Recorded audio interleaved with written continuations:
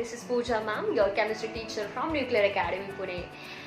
So bachcho, as we all know, your syllabus had changed, but don't worry, nothing more had changed. They have given some extra activities like use brain power, then internet my friend, then can you recall. तो इससे क्या होगा कि syllabus ज़्यादा interesting होगा. अब आप बोलोगे कि क्यों होगा इंटरेस्टिंग. सपोज उन्होंने सिलेबस में कुछ दिया है और जिसकी इन्फॉर्मेशन आपके पास कुछ नहीं है, लेकिन उन्होंने एक ब्रैकेट में दिया है कि कैन यू रिकॉल और इंटरनेट माय फ्रेंड. उस ब्रैकेट में उन्होंने वहाँ पे मेंशन किया है कि आप ये इंटरनेट पे जाके देख सकते हो या फिर आप ये रिकॉल कर सकते हो, प्रीवियस ईयर का जो पार्ट था उसमें से रिकॉल कर सकते हो. तो इससे क्या होगा बच्चों कि आप बहुत ज़्यादा इन्फॉर्मेशन गेन कर सकते हो. Okay. So in our chemistry there are total 16 chapters, okay, in part 1 and part 2. So in part 2, that is organic chemistry, there are total 7 chapters like halogen derivatives, alcohol phenol ether, aldehyde ketone, biomolecules, polymer, green chemistry.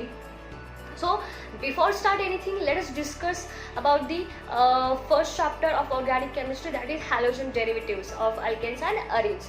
So first of all ये chapter discuss करने से पहले हमें कुछ पता तो होना चाहिए कि ये चैप्टर हमें क्यों पढ़ना है और इस चैप्टर में ऐसा क्या है जिसका हमें डेली लाइफ में यूज़ होता है.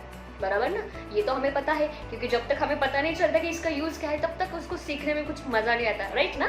तो आपको एक बात पता है क्या, एक इंसेक्टिसाइड है जिसका नाम है DDT. ये आपने सुना होगा क्योंकि जब ये 1873 में जब प्रिपेयर किया था, दिस इज़ पावरफुल इंसेक्टिसाइड, ठीक है.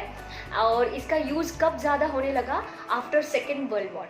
क्यों होने लगा, because it is very effective against the mosquito, ठीक है, which spread malaria, and again it is effective against leech which spread typhus.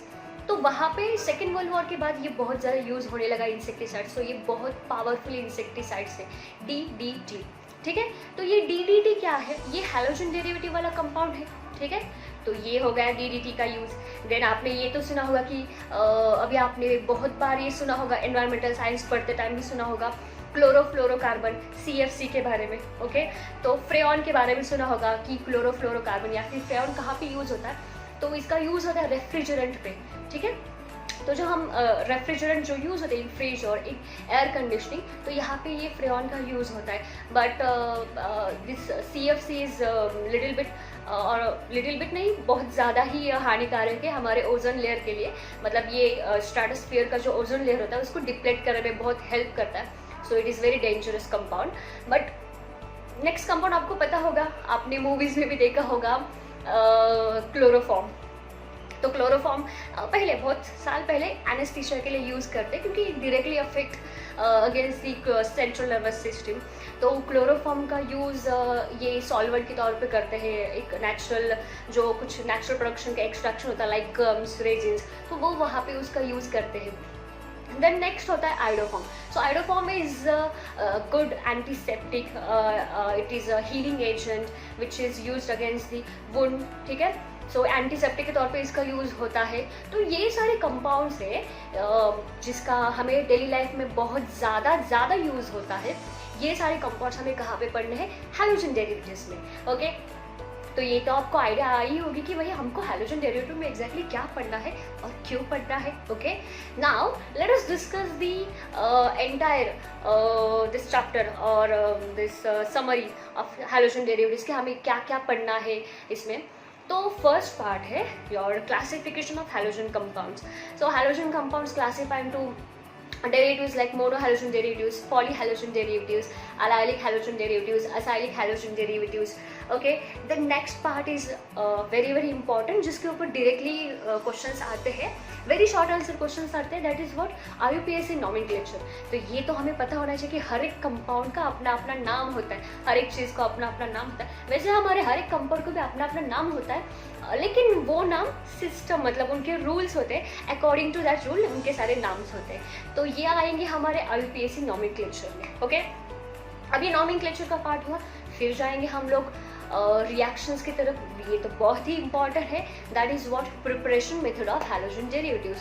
So there are different method of halogen derivatives. like by using phosphorus compound, by using thionyl compound, then by using metals, by using alkali metals. Okay, so ये सारे compounds use करके हम लोग क्या बना सकते हैं, हमारे नए नए कंपाउंड बना सकते हैं. फिर हम लोग HX का भी यूज़ कर सकते हैं, हाइड्रोजन हैलाइड्स का यूज़ करके हम लोग नए नए कंपाउंड्स प्रिपेयर कर सकते हैं. फिर जाएंगे हम लोग, हमारे तो प्रिपरेशन मेथड हो गए. फिर जाएंगे जो कि सबसे इंपॉर्टेंट पार्ट होता है कि physical properties and chemical properties.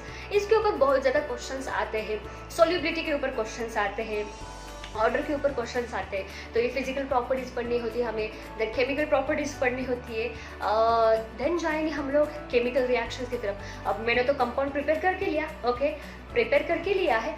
अब इस कंपाउंड की हम लोग कहाँ पे रिएक्शन कर सकते हैं और उसमें से कौन सा नया प्रोडक्ट फॉर्म कर सकते हैं, ये हम लोग कहाँ पे सीखेंगे, in the chemical reactions of the halogen compounds. Okay, तो हैलोजन कंपाउंड में हम लोग ने ये सीखा. फिर जाएंगे हम लोग कुछ थेरोटिकल पार्ट्स होता है like optical activity, plane polarization of light, ये इनैंशियोमर्स. तो ये थेरोटिकल पार्ट होता है, ये हम लोग बाद में उसके देखेंगे. फिर आपको ये भी पता होना चाहिए कि there are 2 types of means there are many types of reactions, but in this chapter we have to learn about the 2 types of reaction, that is nucleophilic substitution reaction and the electrophilic substitution reaction. So in nucleophilic substitution reaction there are 2 mechanisms, means SN mechanism, that is what SN1 mechanism and SN2 mechanism, means substitution nucleophilic unimolecular mechanism and substitution nucleophilic bimolecular reaction. So in this SN1 and SN2 mechanism you have to learn about the rate of reaction, kinetics of reaction, then stereochemistry of chemical reaction, energy profile diagram of reaction. तो यहाँ पे हम लोग उन reactions के kinetics के बारे में पढ़ेंगे, मैकेनिज्म्स के बारे में पढ़ेंगे. Okay, and last but not the least uses. तो इन यूजेस वाला पार्ट में हमको पढ़ना है कि कौन कौन से डिफरेंट कंपाउंड होते हैं जिसका हमें यूज़ होता है, और कुछ उनके साइड इफ़ेक्ट्स भी हमें पढ़ने हैं कि अगर हम लोग ये ज़्यादा यूज़ करेंगे तो क्या उनके साइड इफ़ेक्ट्स होंगे. तो इतना सारा मतलब छोटा पार्ट है कि हमें क्या क्या एग्जैक्टली पढ़ना है. जब हम लोग डिटेल में पढ़ेंगे तो आपको ये 1 by 1 समझ में आएगा कि बाबा ये हैलोजन डेरिवेटिव्स में क्या क्या पढ़ना है. सिर्फ ये हैलोजन डेरिवेटिव्स मतलब chlorine, bromine, iodine and fluorine नहीं होता. इनके कंपाउंड्स होते हैं, इनके यूजेस होते हैं, और यूजेस और कंपाउंड्स है तो उनके फॉर्मेशन भी आएगी, मतलब उनकी प्रिपरेशन मेथड आएगी, उनके केमिकल रिएक्शंस तो आएंगे, और फिर उनकी प्रॉपर्टीज़ भी आएगी. तो ये बहुत ही इंटरेस्टिंग पार्ट है जो कि हमें केमिस्ट्री में सीखना है. ओके, तो जब हम लोग नेक्स्ट लेक्चर लेंगे तो वहाँ पे हम लोग पूरा डिटेल में पढ़ेंगे कि एग्जैक्टली क्या होता है. तब तक आपके पास जो भी PDF है आप उसमें से थोड़ा थोड़ा रीड करके लो. जब नेक्स्ट लेक्चर लगेगा तो हम लोग उसमें सारा करेंगे. Till then take care, thank you.